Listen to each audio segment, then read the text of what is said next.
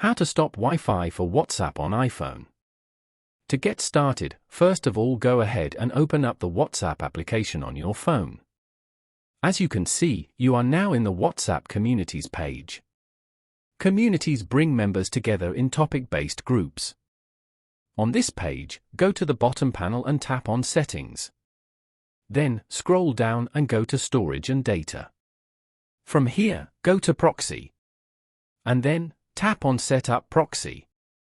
You can now add in the proxy address over here and set it up. After that, tap on Save Above. Now, go back and open up Settings. Then, go to Wi-Fi. Here, turn off the Wi-Fi switch as shown. Following these steps, you can easily stop Wi-Fi for WhatsApp on iPhone. Thank you for watching. Please leave a like if this tutorial helped you, or leave a comment below if you have any questions related to the video.